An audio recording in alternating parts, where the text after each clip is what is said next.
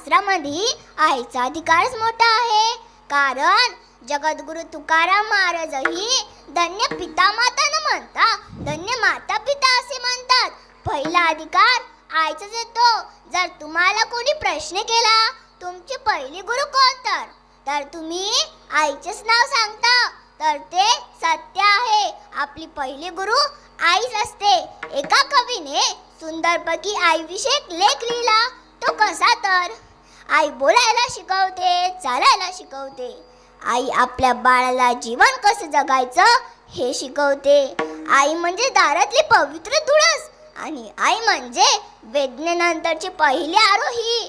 कर्तव्याला कर्तृत्वाला पूर्ण करील जी खंबीरपणे उभी राहते ती म्हणजे आई. आपल्या बाळाच्या मुखात जाणारा घास पाहून तिची भूक नाहीशी होते ती म्हणजे आई.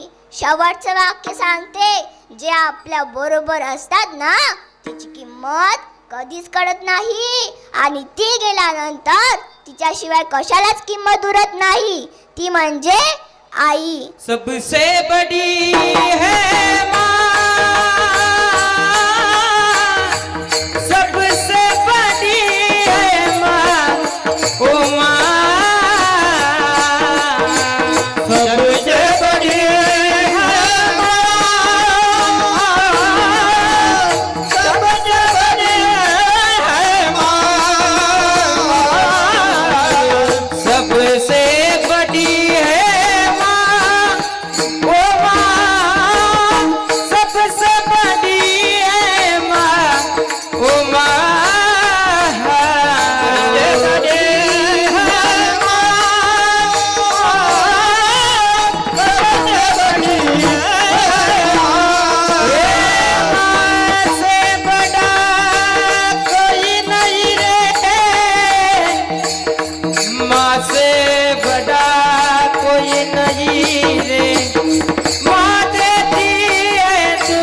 सबसे बड़ी है माँ,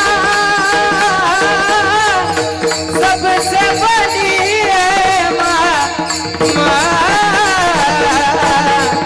सबसे